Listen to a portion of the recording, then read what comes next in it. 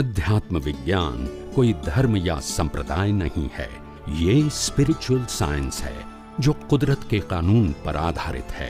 ये विज्ञान पूरे ब्रह्मांड के सभी रहस्यों को उजागर करता है और जीवन के सभी पहलुओं को समझने के लिए एक नई दृष्टि देता है।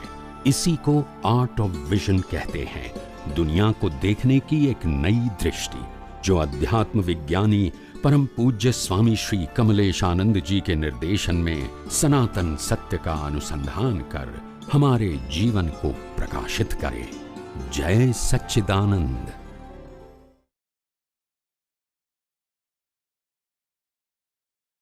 છ તત્વનું અજ્ઞાન, જો કારણ કે આટલું બધું ડેવલપમેન્ટ થયું તો છ તત્વમાં તો ક્યાં એવું ખામી રહી જાય કે સમજવામાં, કારણ કે છ તત્વ તો 6 એટમ્સ આર ધેર.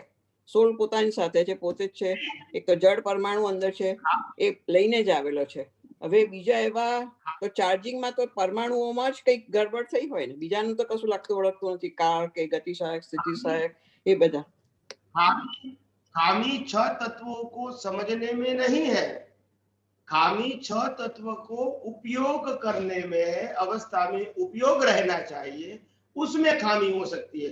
जैसे आपको समझ में आ गया कि मन वचन काया की अवस्था मात्र कुदरती रचना है, वो आपको समझ में आ गया, मगर हर अवस्था में रहता नहीं है। क्यों नहीं रहता है? क्योंकि हमारा उपयोग नहीं है।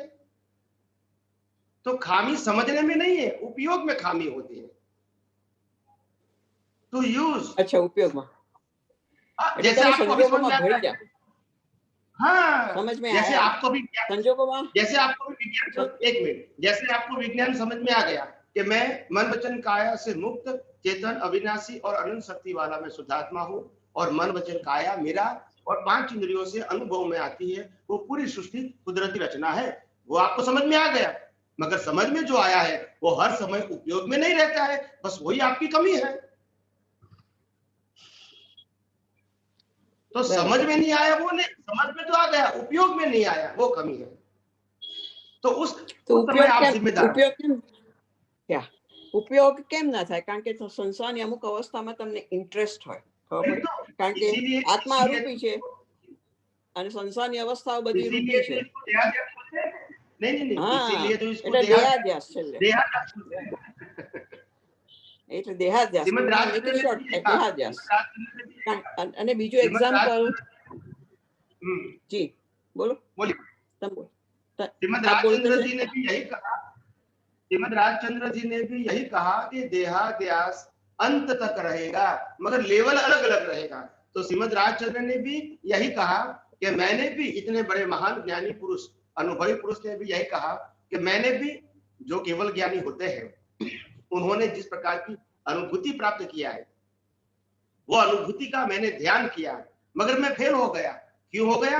क्योंकि फिर भी मेरे मन में मैं राजचंद्र हूं वो गया नहीं, यानी उस लेवल के व्यक्ति को भी देहाध्यास नहीं गया। ऐसा मतलब नहीं था कि उसके पास ज्ञान नहीं था, ज्ञान भी था, विज्ञान भी था, कुदरती कानून भी था, शुद्धात्मा भी था, मगर उपयोग में चूक हो गई, बस वही गलती हो गई, तो वो रहा नहीं उनको। ઉપયોગમાં દેહાધ્યાસ, જી દેહાધ્યાસમાં પણ બહારનું સ્થૂળ ને અંદરનું પણ સૂક્ષ્મ મનના લેવલે, વાણીના લેવલે, એ દેહાધ્યાસ હશે. अंतस्करणना लेवल पर नहीं, उपयोग के लेवल पे मन वचन का ज्ञान दर्शन जिसको बोलते हैं ना, ज्ञान दर्शन, तो चित्त में जो उपयोग होना चाहिए अवस्था के अंदर, वो लेवल का उपयोग नहीं रहा, और मैं राजचंद्र हूं वो तो गया नहीं। भले और कोई, भले उनके अंदर वितरागता थी, रागद्वेष नहीं थे, समभाव था, सब कुछ था, मगर मैं राजचंद्र हूं वो बिलीफ में से नहीं गया उस लेवल पर भी। जी, आप समझे? या सरस। तो वो बिलीफ ही तो अज्ञान है, क्रिया अज्ञान नहीं है, बिलीफ अज्ञान है, भाव भी अज्ञान नहीं है। वो बिलीफ का अज्ञान वो भाव में कन्वर्ट होती है। अगर मेरे विजन में 1% बिलीफ भी मैं प्रकृति हूं, मैं प्रकृति को चलाने वाला हूं, ऐसी बिलीफ 1% भी नहीं है, वही तो 100% वितरागता है। मगर मेरे मन में ये रहेगा कि पुरुषार्थ करने वाला तो मैं हूं ना, मैं यानी शरीर, तो फिर आप गिर जाओगे। तो इसको देहाध्यास बोलते हैं। तो देहाध्यास का अलग अलग लेवल होता है। मन में जुड़ जाना वो भी देहाध्यास है, स्पीच में जुड़ जाना वो भी देहाध्यास है, क्रिया में जुड़ जाना वो भी देहाध्यास है, 5 इंद्रियों से दिखती हुई दुनिया में जुड़ जाना वो भी देहाध्यास है। अगर कोई प्रतिष्ठित आत्मा पुरुषार्थ करते हैं, वो पुरुषार्थ के अंदर मैं पुरुषार्थ करता हूं यानी नामधारी पुरुषार्थ करता है ऐसा मानोगे, वो भी देहाध्यास है। જી એટલે દેહાદ્યાસના तो કેટલા લેવલ देहाध्यास છે? अलग अलग हो जाती है। यस, યા એ તમે આટલું સરસ કહ્યું કે દેહાદ્યાસના આખા લેવલ છે, બધા જુદા લેવલ પર દેહાદ્યાસ હજી બેઠેલો હોય છે અને એને કાઢવાનો હોય છે. हाँ, અને છેવટે એમણે એ જ કહ્યું ને કે છૂટે દેહાદ્યાસ તો નહીં કરતા તું કર્મ, એમને સમજાઈ ગયું नहीं હશે, करता। નહીં ભોગતા તું.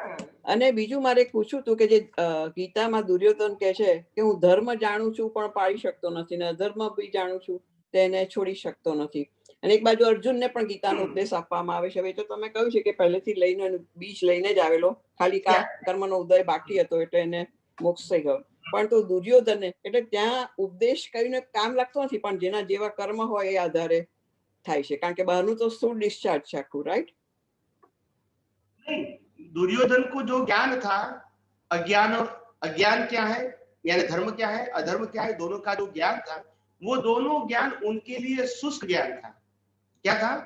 शुष्क ज्ञान। એટલે इनका ईगो, शुष्क का मतलब उसका एप्लीकेशन नहीं कर सकते, शुष्क का मतलब ओनली द नॉलेज और इंफॉर्मेशन। હાર્ટીલી નહીં. बिल्कुल नहीं, बिल्कुल नहीं। હમ, હમ. शुष्क का मतलब होता है जैसे हमने कैंडल का पिक्चर बनाया है मगर प्रकाश नहीं आता है तो वो कैंडल ही है, मगर प्रकाश नहीं देती है तो वो शुष्क पिक्चर है, उसका कोई यूज नहीं है कोई। ऐसे शुष्क ज्ञान का मतलब होता है ज्ञान होते हुए भी हम इसका उपयोग नहीं कर सकते, वो शुष्क है। वो श्रीमद राजचंद्र ने कहा है ना कि कोई क्रिया जड़ થઈ ગયા શુષ્ક જ્ઞાનમાં કોઈ માને માર્ગ મોક્ષ નો करुणा उपजे जोई।